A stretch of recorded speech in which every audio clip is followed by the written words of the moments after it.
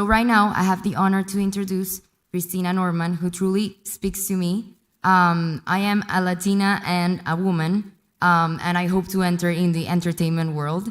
And seeing her story, I felt truly inspired to and honored to introduce her on this topic. So our first keynote speaker is Christina Norman. She's an accomplished creative executive and has launched, transformed, led, and grown brands and businesses. She served as a creative advisor to Level Forward, a new breed entertainment company producing multi-platform stories to drive industry and economic transformation.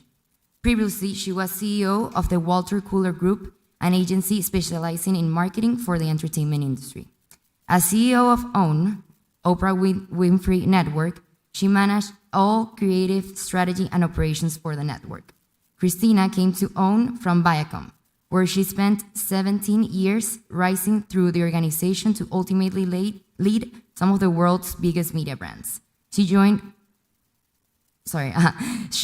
at Viacom, she was president of MTV, music television, where she provided leadership, strategy, and management for MTV, MTV2, MTVU, and MTV.com.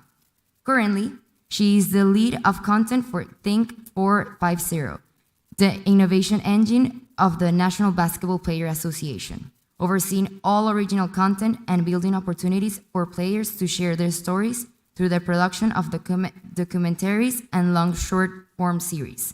In addition to Think 450, she creates opportunities for players to leverage their influence through strategic brand partnerships. Right now, I have the honor to introduce the Christina Norman. Hey, good morning, everyone. I just hope everyone can hear me. I don't know if I can get a thumbs up or something. Yeah, we can hear you. Okay, great. I'm going to dive in. Thank you so much for having me, Valeria. Thank you for that kind introduction. You and I are definitely having a lot in common, so I'm excited to get to hear more from you today.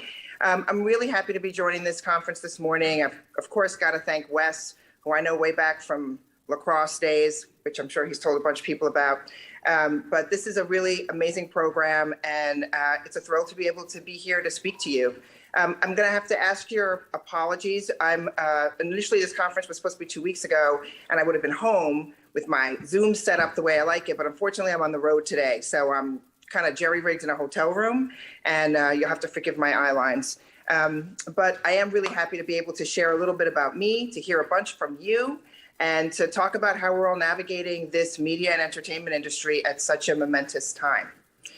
So thank you again to Wes, to Emerson College's Business of Creative Enterprises program, and to all of you for joining me on Zoom today. I think I'm just gonna dive in and give a little bit of a talk. So I love this theme of getting a seat at the table, since it's such a big part of the conversation that we're all having in the industry today. You know, it's like, who gets to decide, who gets to create, and how do we serve our audiences? And really, at the end of the day, it's all about access. Now, I've had some pretty wonderful opportunities in my career, as you've heard from Valeria's introduction, and it's been filled with incredible highs, definitely some disappointments, and, you know, real talk here, a lot of good luck. While I wish I could start by laying out all the ways in which I worked my access to climb the corporate ladder, that's just not the case. When I get asked for advice, which happens pretty often, like how do I move forward in my career? What would I tell my 25-year-old self? What do I regret? I find myself coming back to sort of 5 core things that have really kind of become core beliefs that I've honed over the years. They're kind of like guardrails, a little bit of touch points. Sometimes they're BS detectors. And I'd like to share them with you today and hope that they inspire you in some way. So, spoiler alert, I'm going to go through what they are first, and then I'll tell a little bit of some stories around them. So the first one is raise your hand. The next one is share the glory, followed by trust your instincts, stay curious, and because it's fun. So as I share the story of my career path, you'll see how these core beliefs became a part of my life. Now, my journey started when I began working as a production manager at MTV, responsible for overseeing the budgets and all the production shoots of the MTV on-air promos department, which was kind of like an in-house ad agency. I've been working in freelance commercial production for a long time, and a job at MTV was a big deal. I mean, aside from the fact that this was a brand that was at their peak, I had just gotten married and I was expecting my first kid, so it was health insurance and stability, which after being freelance was no small feat.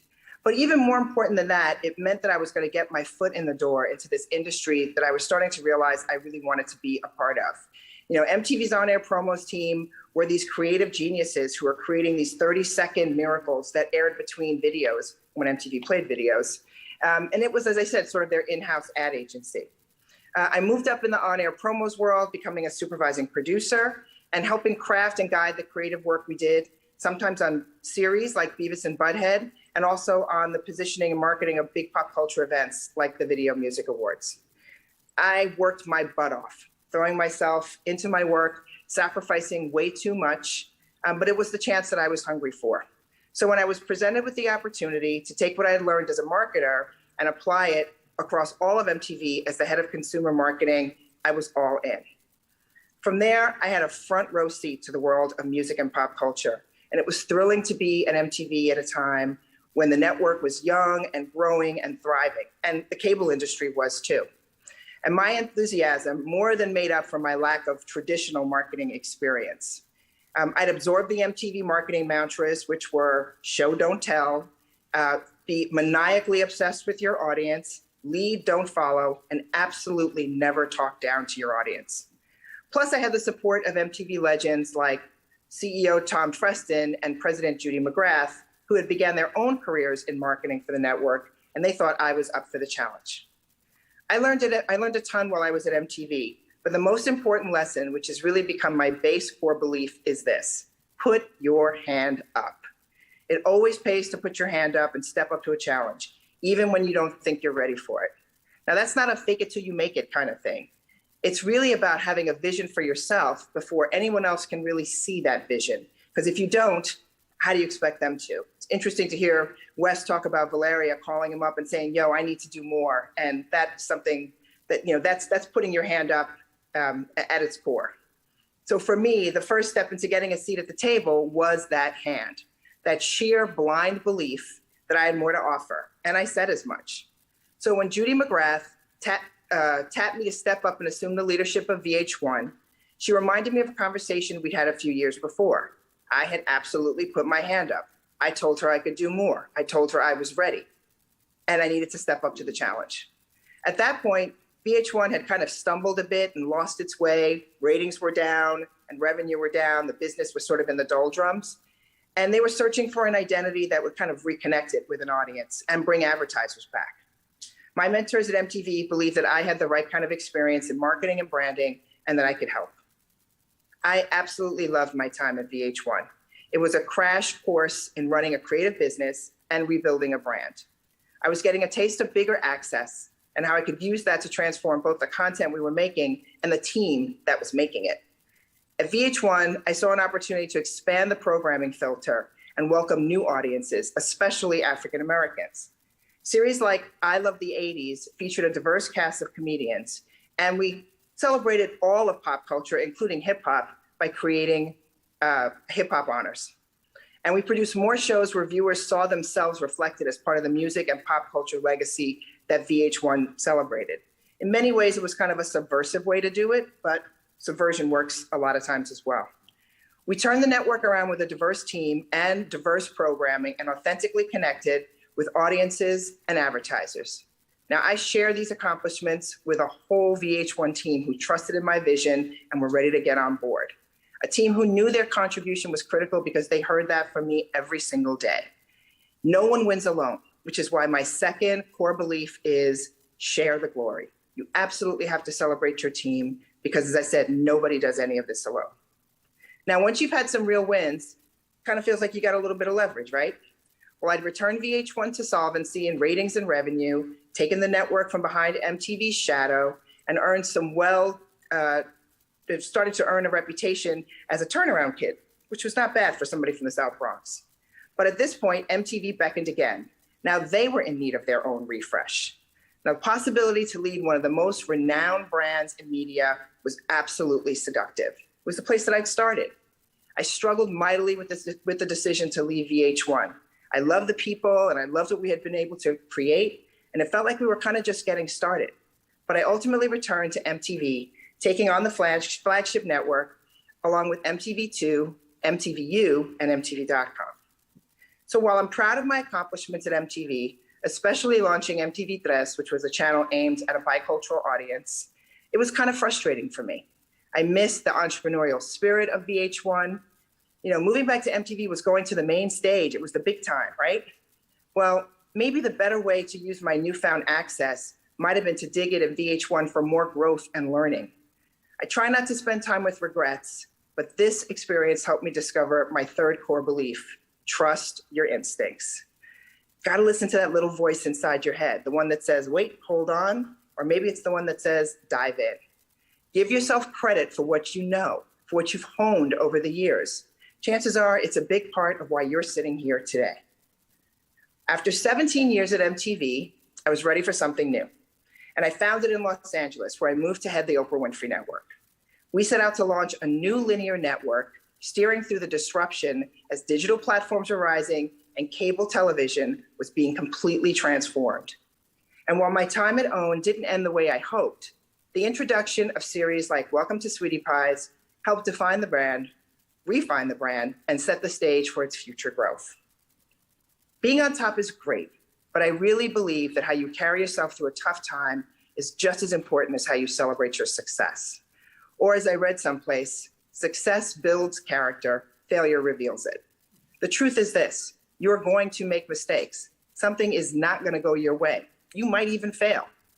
I don't want to work with anyone who hasn't. You just need to be open to the lessons from those times of challenge and make sure that you bring something along from those experiences with you to your next adventure. My career since OWN has been filled with discovery and reinvention. As the industry continued to experience change, I've been able to apply my leadership skills to a host of brands and networks looking to transform themselves, and some startups looking to claim new space. I've worked in digital media, radio, and podcasting, and have executive produced some short films. I worked with dreamers and innovators, as well as some dreamers and liars. But the spirit of discovery has helped keep me moving forward, and it's central to another one of my core beliefs: stay curious. Today, that means I'm learning about sports licensing, crypto, and NFTs, courtesy of my current role as head at the National Basketball Players Association. I'm the head of content, which has allowed me to bring together so many of my passions. At my heart, I'm a storyteller and story lover, and I'm at my best working to bring a creative vision to life. I'm proud of my ability to think creatively through a business lens and use those skills to build this new content business for the players. Since I've started, I've had the chance to executive produce documentaries and series with Vince Carter, Pau Gasol, and the Australian national basketball team. Beyond player-centric stories, I'm really excited about a slate of programming that we're creating aimed at kids and families that celebrate the values of the game: teamwork, dedication, resilience. These are things that I know will resonate with families and kids here and around the world. Who knows what kind of content we're going to be able to create inspired by the new world of NFTs that is emerging. I'm especially honored to have collaborated with the players on a film that goes inside their fight for social justice in the wake of the murder of George Floyd as the COVID-19 virus was upending our lives. We're in the marketplace with that film now, and I hope to have a distributor soon. But most of all, working for the NBPA has the added benefit of bringing together all of my core beliefs in a beautiful way. I put my hand up when approached for this incredible new opportunity. And though I'd never worked in sports, my gut sort of told me that the time was right for me to use my skills in a new way and create a revenue stream around original content about players and inspired by the game. I'm a team of one, so I depend on my colleagues in player engagement and licensing to make this vision a reality, an achievement that we will all share in. And I'm learning new things every day about emerging technology and sports licensing that expand my horizons. Which brings me to my last core belief. I love this industry, and it's given me so much. I've met and worked with unbelievably talented people. I've even had dinner with Prince. I traveled the world and seen how the power of what we create inspires people and drives change. And I'm honored to have helped businesses and people become successful. But most of all, I love it because it's fun. It's a core belief that I never want to lose sight of. Sure, not every day is a party, but being able to work in an industry that I love and being a part of this constant evolution is second to none. So trust me, when this stops being fun, you're going to find me on a beach someplace writing a novel that I claim has always been inside of me, and probably pitching the film rights too. So thanks for the opportunity to share a little bit about me. I'm really excited to talk about enfranchisement with Wes and to hear some of your questions. So thank you.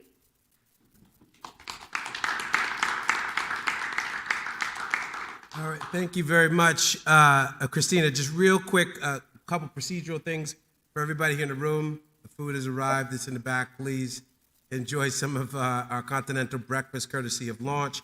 And to everyone streaming online, you can put your questions in the chat, and Valeria and the crew will read them live from here. But those in the room who do have live questions, when the time comes, I'm going to talk to Christina for a second, and you can queue up right here and ask your questions directly for those who are here. So, Christina, thank you so much. I lost you. Can we see her? I'm here. Yeah. Oh, I see. I don't. Yeah. I need to change. Okay. There we go. All right. Yeah. I don't need to. We can see each other. But so, thank you so much for that. First of all, and I'm a little upset because I had all these questions prepared, and then when you started talking, I kind of threw them all out. So thanks for wasting all of my prep work, but it was... Why? Ask them. No, because I didn't know what you were going to talk about, and this is just much better. What I came up with after listening to you are much better. Okay. So there's so much in here, but if I can talk about... it was really reassuring because a lot of stuff that you mentioned, we talk about in the BCE program. But if you can say, I want to jump on one of your key points, which was share the glory, which kind of loops into a lot of stuff of servant leadership that we talk about. But I was wondering, can you give us an example of actually doing that, right? Of maybe something where the eyes were on you, and how did you share the glory? Because it's sometimes hard, right, with our egos to sort of push ourselves out. But I just wanted to the students, like an example of doing that from your career. Yeah, I guess for me, a lot of it happens and has to happen, every day. Yes, you're the face of things. And you've got to have a vision, and you've got to make sure that everyone gets on board with your vision. Excuse me. But at the end of the day, you also have to see and name the people that are on your teams who do things. So it literally is, and we've talked about this a lot in culture, like, who gets seen, who gets called out, who gets identified. So it literally is, hey, thank you to X for doing Y. I mean, it's what happened at the beginning of this conference. All of the people from support staff to people who bring breakfast to, people who who need to feel like they're part of something. Sometimes, I mean, at the time I worked in Times Square, and, the security guys were all African-American. And I was the only African-American leader. So they knew me and they looked out for me, and we spoke every day. Most of my colleagues didn't know those guys' names. Mm. And, being able to sort of say, hey, what's up, Jerry? How you doing today? How's your kid? Those are the kind of things I think that help you expand who's in your circle. Those are the people who are going to be there to support you. And then those are the people you got to name when things go well, because they're also going to be the people who are there when things don't go well. Right. Yes, indeed. My father always taught me, right? You say hi to the lunch ladies behind there. When you go for an interview, say hi to the admins, because they have way more power than sometimes people realize. I was one of my first jobs was as a receptionist at a small production company, and it was a horrible place. People were awful, and the people who would call up would be so mean to me on the phone, and I'd be like, "You think that I'm not going to tell the boss that you were like a jerk? Like, how do you think this serves you in any way?" But right, it's kind of silly. When you answer somebody's phones, you learn how to be nice to the people who are on the other end to you. Yeah, it is sort of silly. How do you think this works?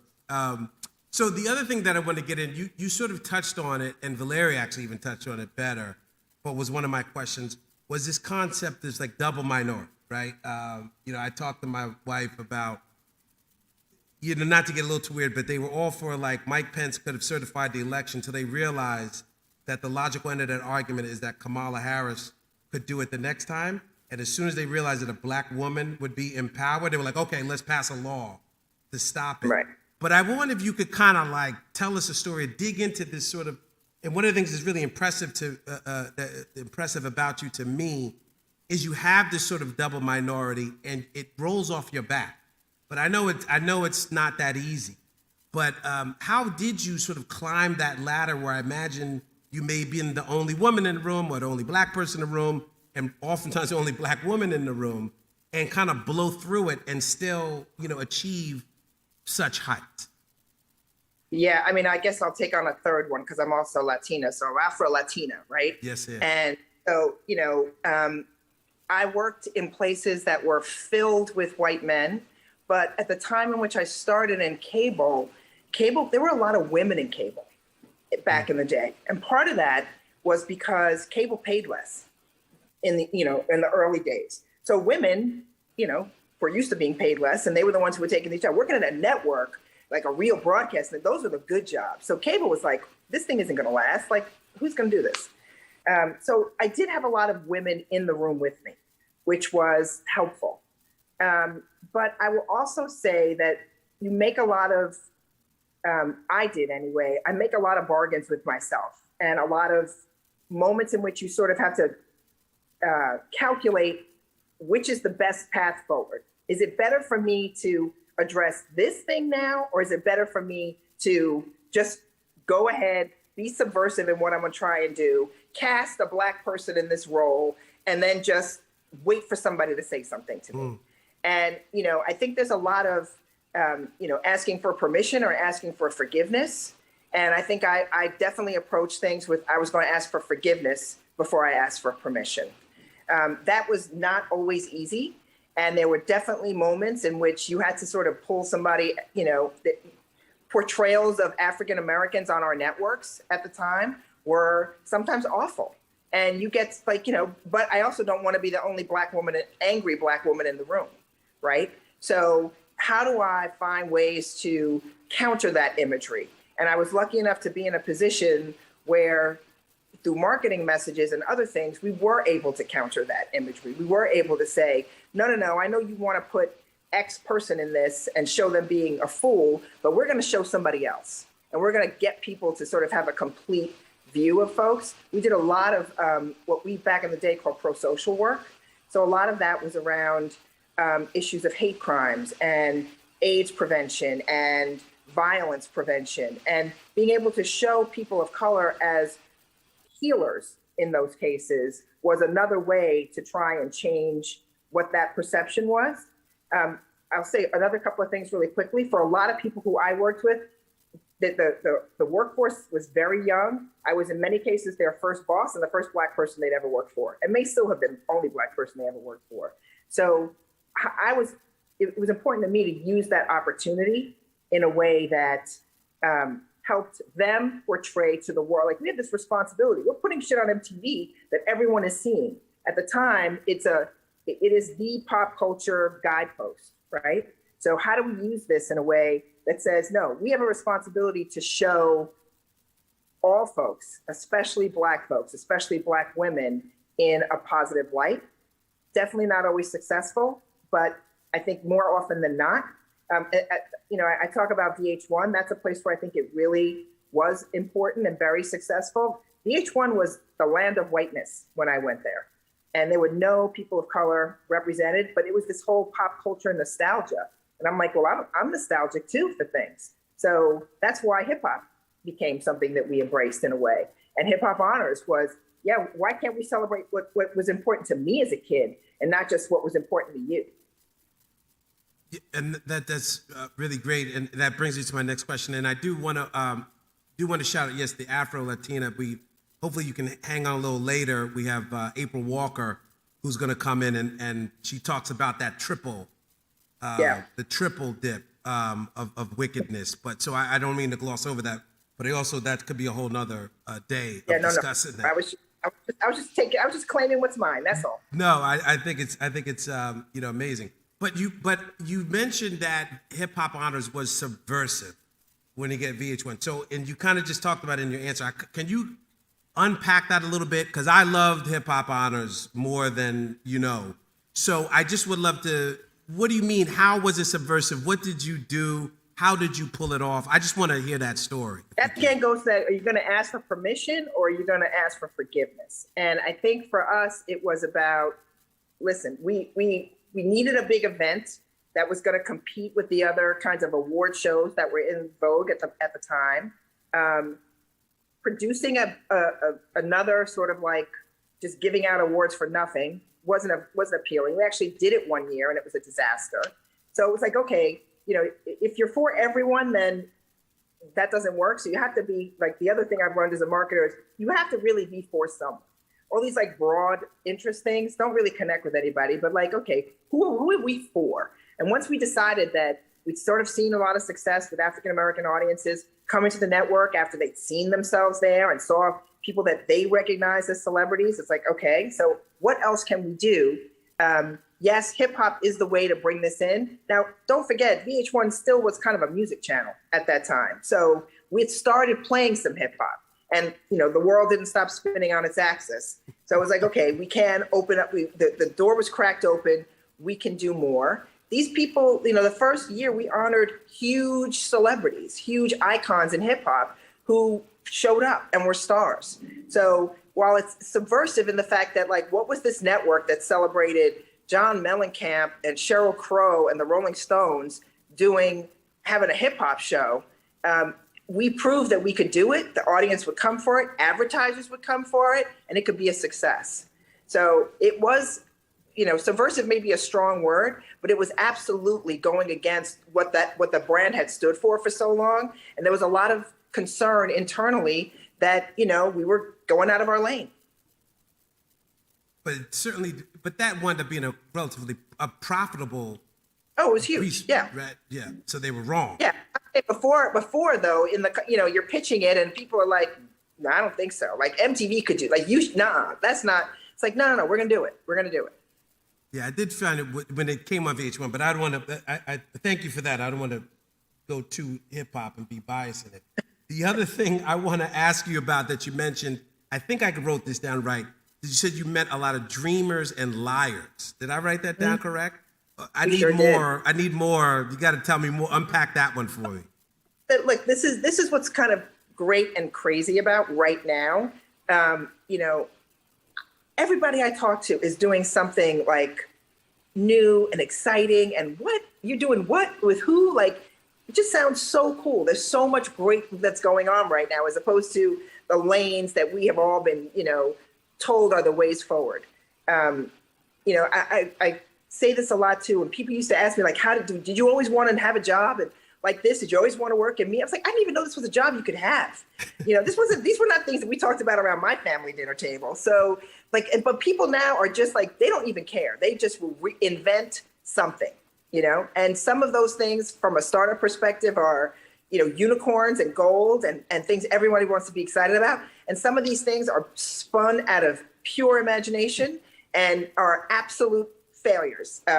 But I love that people have the belief sometimes that they can pull something off and make it happen.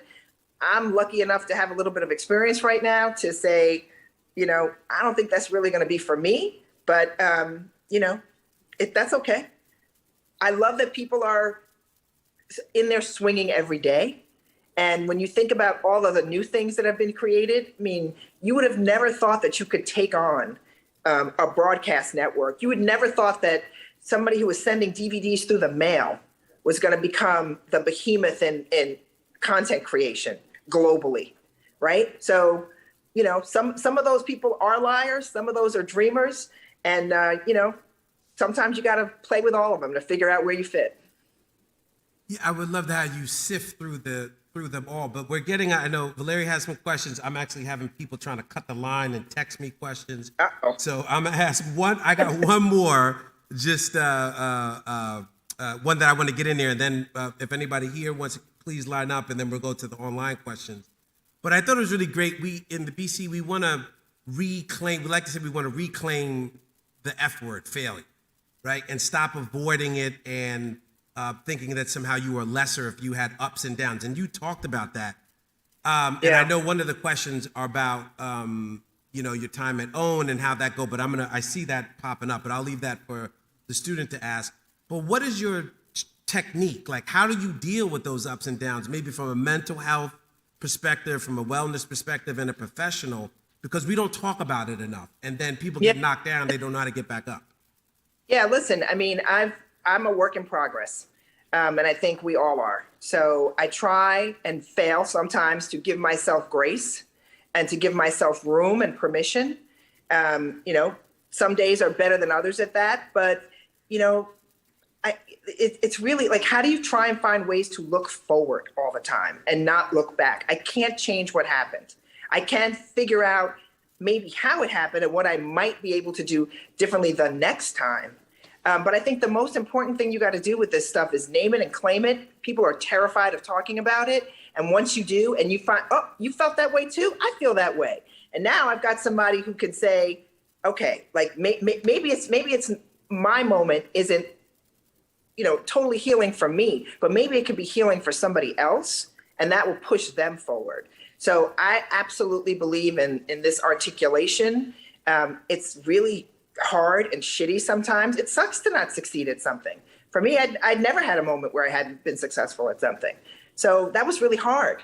But, using that to build something new, maybe that's the best we can do. Great. Thank you so much. So we have a question in here. I don't know, can Christina see her? I don't think so. They won't be able to see you, Lily, but they can hear it. Okay. So, Christina, this is your first question from in the house. This is Lily, one of our seniors. And when just for the record, because I'm going to blow her up, I want you two to be friends, because when we announced you in the first email, Lily emailed me and was like, Wes, what did you know? Oh, my God. And I told Lily, you better come in here and you better meet this woman because, I want you to connect. So now that I've embarrassed you enough, Lily, ask your question, please. Okay. I'm trying to pick which one. So you talked a lot about how you had a lot of big wins, but with those wins came a lot of losses and rejection. Can you talk about your first big career win that made you confident that you were like doing the right thing and you were in the right place in the right field? Can you hear okay, Christy? Yeah. Okay. The first big career win. I guess I would say that was, I guess it was really MTV in so many ways. I mean, let me try and figure out a way to sort of wrap this up in a concise anecdote. I really think it was about putting my hand up and being seen. So, I talk about, I was in this role in production management. I loved what I was doing, but I really wanted to contribute and do more. I was able to take on more responsibility, take on other projects, and have somebody see something in me and tap me for the next thing. That's the moment when you feel like you're on the right path.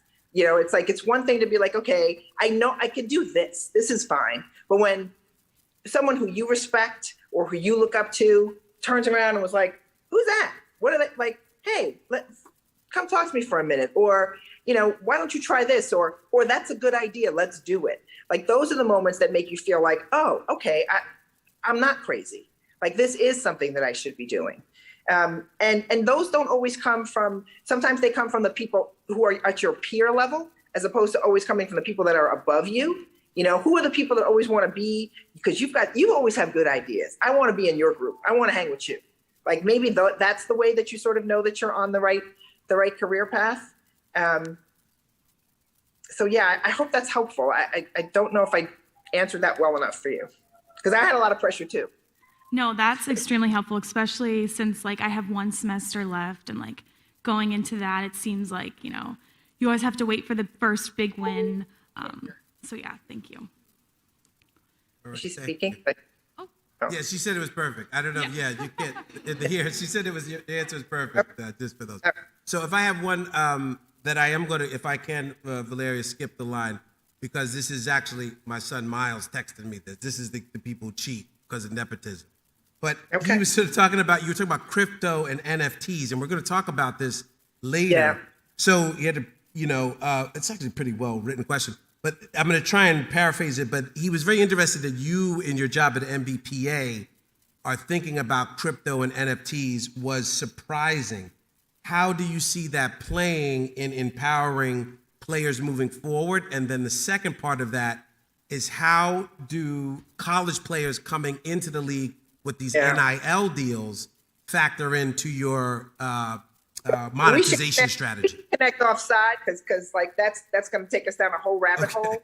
So I will just say this much. One thing I'm really obsessed about right now. So there's a lot of companies that are getting into the NFT space. The league has signed a bunch of deals, most notably with Dapper Labs, right? And they've been releasing NFTs.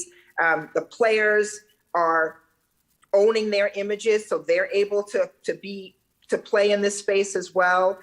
As the NBPA holds the group licensing rights, so we're able to play in this. I don't do licensing. My colleague Josh Goodstadt does that role. But the opportunity to create content around NFTs is what's interesting to me. But the one piece of caution that I want to say, and hopefully y'all will talk about this later, I think I'll be on a plane during that panel, is, I want to make sure that the people we're going to empower and enrich with NFTs are not the same people who keep getting rich and getting empowered. Because right now, I don't see any brown folks who are playing in the NFT space from an ownership perspective. Right now, we're giving our rights away.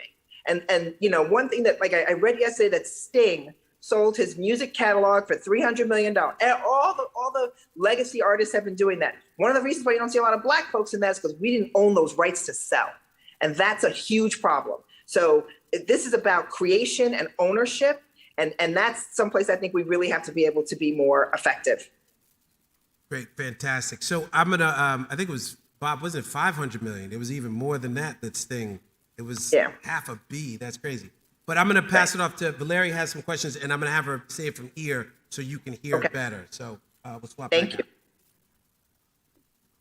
Hi again. Can you hear me? Hi, Valeria. How I can. I've been loving it, really. It's awesome. Okay. So I have a question from the virtual audience. And when I read that question, I was like, okay, I'm going to ask this question. Like, it's really good. So how, for the people that want to enter in the entertainment industry, and that speaks to me because when I graduate, I want to work there, how do you stay genuine in that industry? Oh, that's really hard. I've spent time with more people who you have to sometimes wonder, like, who are you? When did you become that person? One of I have about 10 different core beliefs. I put it down to 5 for this one. But one of the ones that I left off for this talk was remember who you are.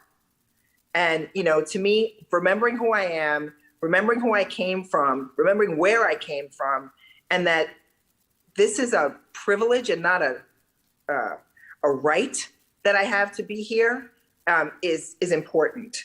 And that it's a responsibility too. Like we're here, we say we want to create content and stories and be in this entertainment industry.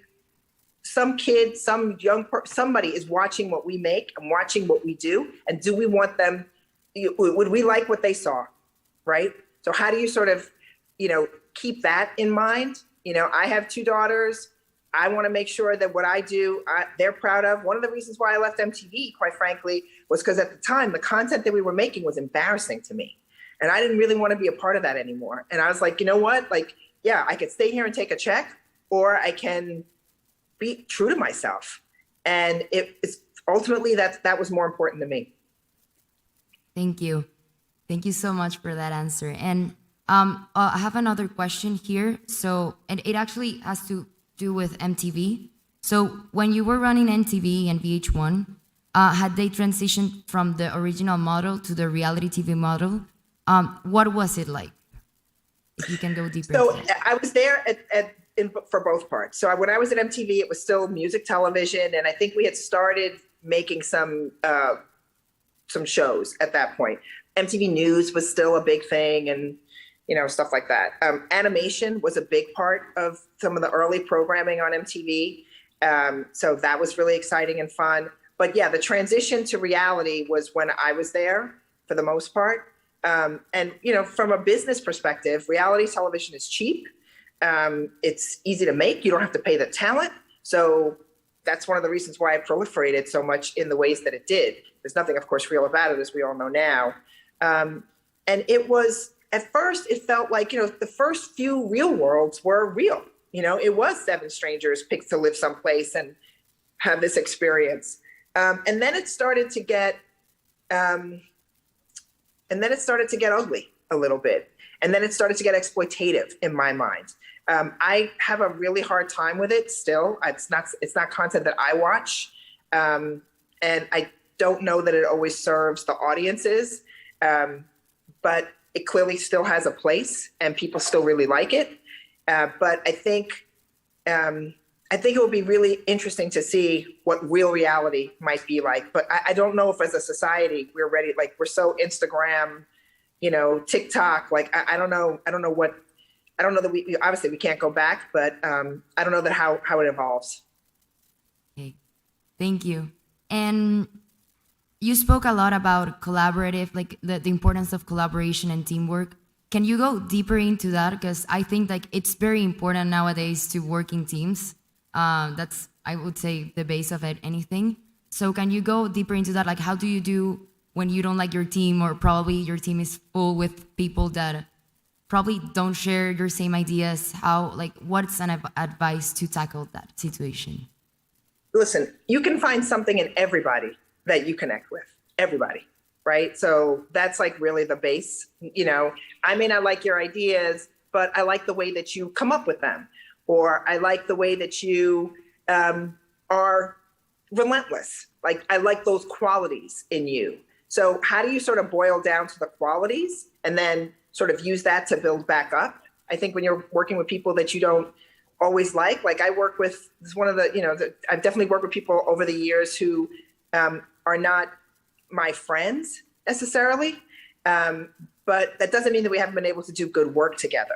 So I think, how do you sort of look into, again, the qualities that person has? My old assistant used to talk about how it's not called show friends, it's called show biz. And this is a business. So how do we find the best collaborators for business? But I do think that understanding that you all have a shared goal as well. Like, what is that shared goal? We want to win. And you're surrounding yourself with people who want to win. And you can say, listen, my tactics may not be your tactics, but my end goal is the same as yours. And sometimes that is enough to sort of level the playing field. Sounds good. Thank you so much. Well, we have a question from our social media manager, Eugenia Camacho. She's coming up to the audience microphone. Thank you. Hi, Christina. How are you? Can you hear me okay? Or you can maybe come here. Come here. Oh, Yeah. okay.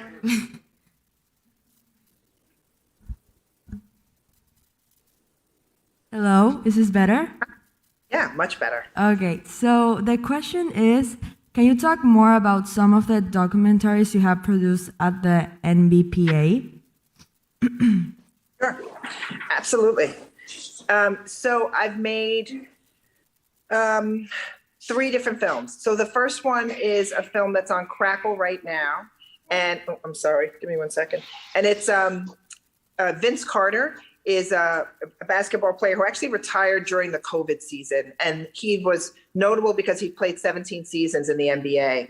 And so we did a sort of storytelling with him about his career and where he was going to go next. The second piece that I worked on in collaboration with Pau Gasol, as well as a company called Respect the Game, which produces a lot of sports and basketball content, is a 4-part documentary series about Pau Gasol. Pau Gasol is a Spanish basketball player. He's legend in Spain. And this was a series that we produced for Amazon Spain. And I love this one. It's in English and it's in Spanish. And, he had this transformation in his life. He was really good friends with Kobe Bryant. So when Kobe was killed 2 years ago, it was a devastating moment for him. He also just had his first kid, and he was trying to recover from surgery. Was he going to play again? So that was really a great film.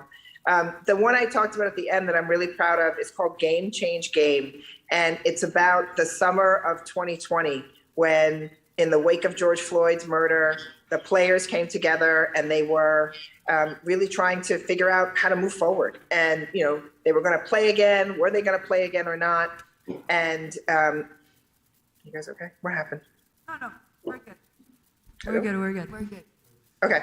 And so this film is really about all the ways in which the players came together to fight for social justice, the change that they called for, what they were able to do then, how they were able to bring the country together through basketball, but also how they were able to keep the issues front and center.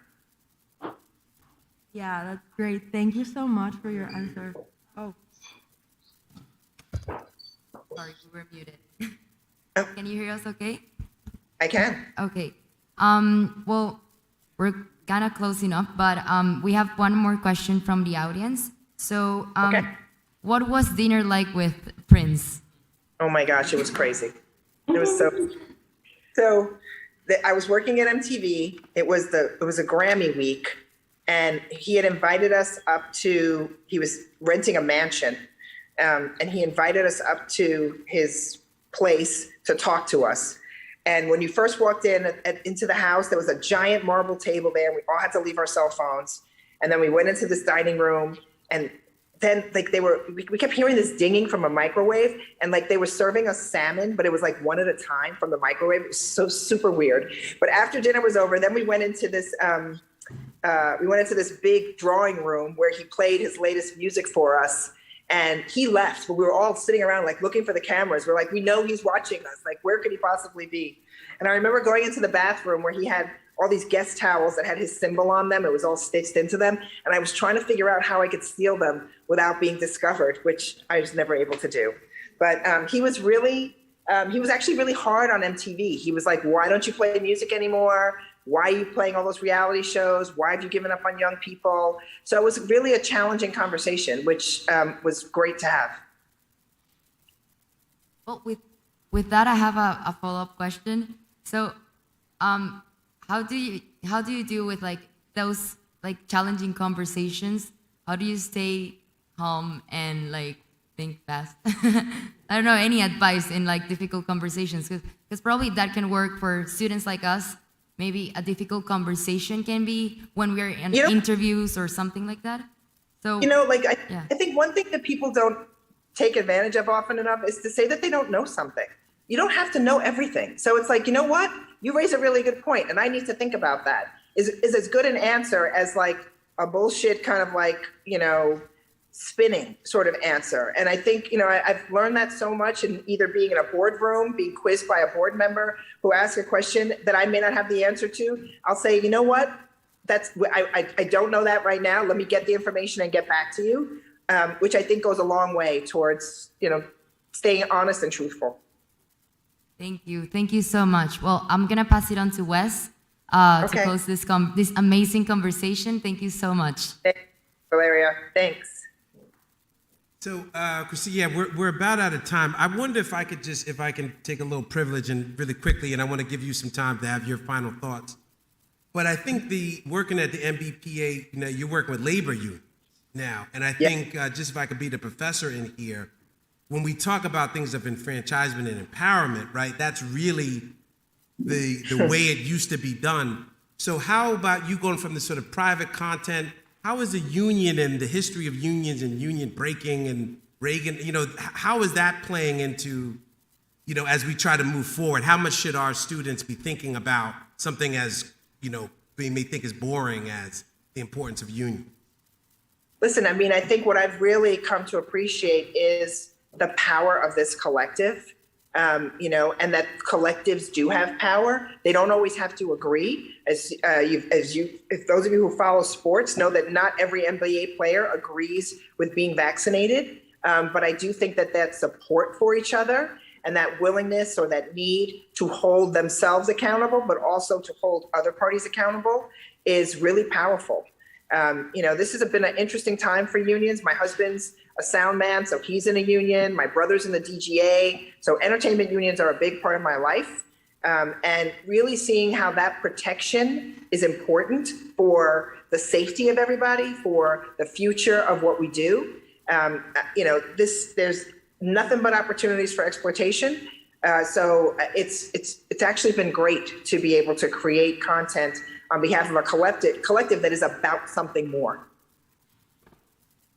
Thank you. And I know I said it was the last one, but we just had a question come in from the live stream from Kevin Bright, one of our famous alums and one on our board of trustees. So I just wanted to throw that in here if we can take a second.